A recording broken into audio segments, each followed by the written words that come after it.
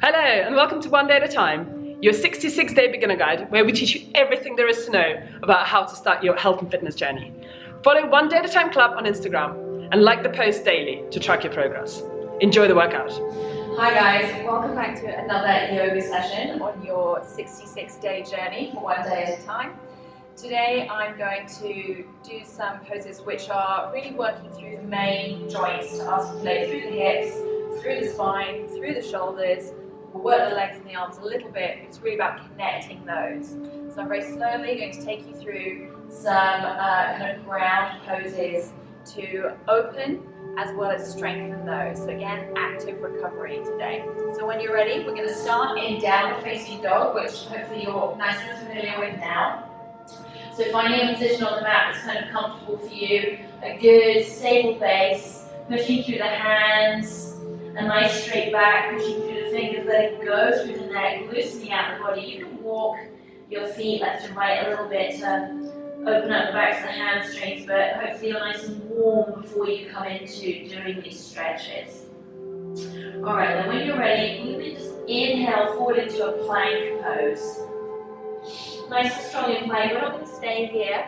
It's just the place that we can then lower down onto the mat from. So you could start lying down, or you could have a little bit more active recovery. It's up to you. And again, as always, you can drop your knees, or you can keep your legs straight when you lower. But again, nice opportunity to practice that working out the triceps, which is the back of the upper arm, this muscle here. As we just gently tuck our elbows into our sides, keep our shoulders back as we lower down to the mat.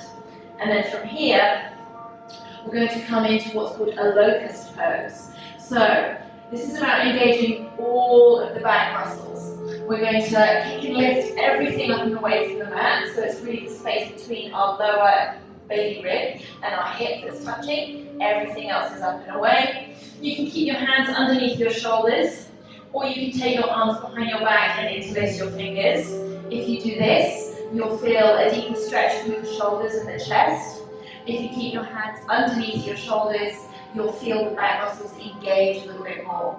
So when you're ready, just inhale, kick and lift everything up and away from the mat. Keep the neck nice and long. Try not to crane the head up too much so that the neck is at an acute angle to the rest of the back. Nice fluid lines. You'll feel all of the back muscles engaged. The back of the neck, the shoulders, the lower back, the glutes, the thighs, the calves. As you breathe, you might feel that diaphragmatic muscle push you against the mat. And then when you're ready, you can just release back down to the mat. From here, just wiggle your hips from side to side so you loosen out that lower back a little bit. Take a nice deep breath in. And then on your exhale, you can push yourself back to child's pose.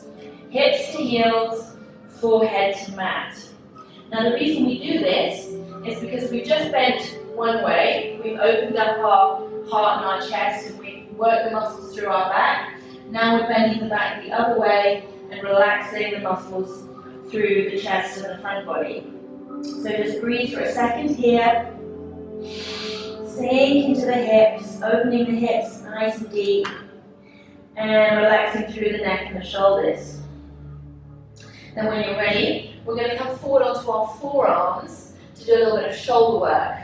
So you want your elbows underneath your shoulders, and you want your forearms parallel to each other. You can check the width by grabbing your elbows with your hands, and then spreading your fingers nice and wide so you can push through the palms and the fingers when you put weight into your forearms and your hands.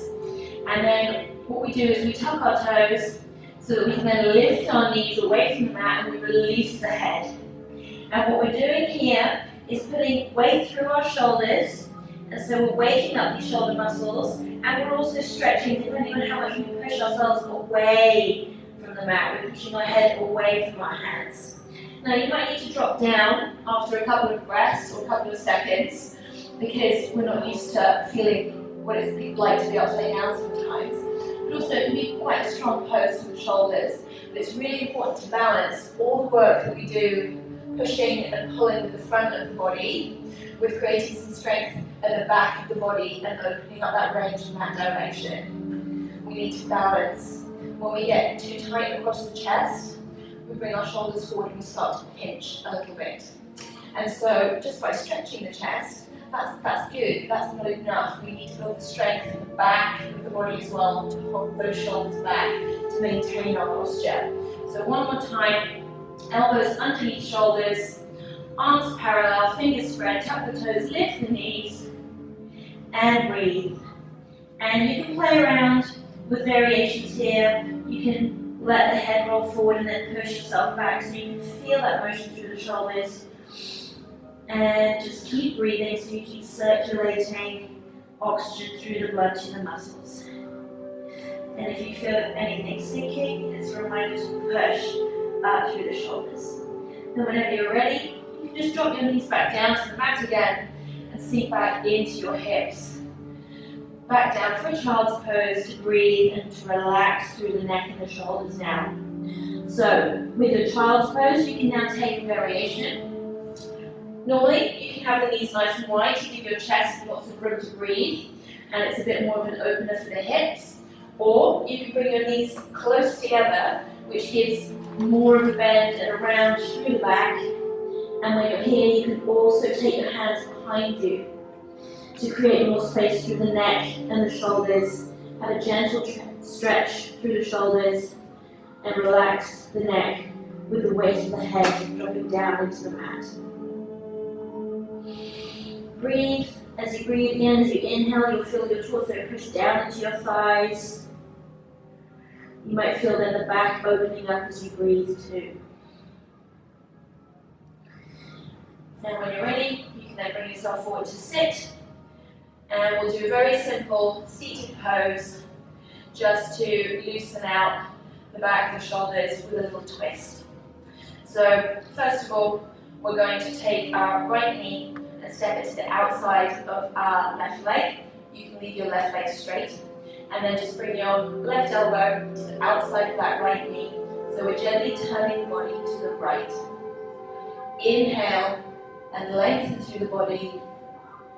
Get a gentle stretch through the back, connecting and working all those muscles that are connecting the hips with the shoulders.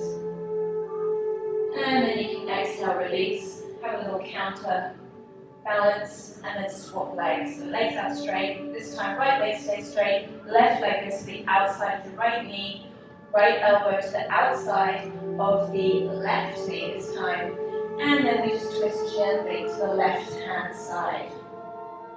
And from here, you can use your back hand to place at the base of your thigh to support you. And then just breathe. And what's really important in yoga is that we're not creating any acute angles with the body, with any lines in the spine that need to be fluid. So for example here, there's a gentle twist through the spine, so the neck just needs to follow that. We're not craning our head around like an owl, we're just gently looking to the left in line. As we breathe, we're stretching the body from the inside out, we're taking advantage of this twist with just the breath. And as we exhale, the muscles relax and get used to the extra length and space that you created. And then we release. And we can swing around to the other side again, just for a little counter pose to loosen out. And then you can come to sit and breathe, carry on with other stretches you might do. So, hopefully that's a good run through of some stretching the front body, opening up through the heart, engaging the back muscles, working the shoulders, and getting a nice little twist through the back to connect the shoulders through spine to hip. Thanks, and I'll see you guys next week. Well done, guys. Thanks so much for joining me for today's session. I hope you guys enjoyed it. Don't forget to hit subscribe as well as the notification bell so that you can stay up to date on all our videos. You guys have an amazing week, and I'll see you soon.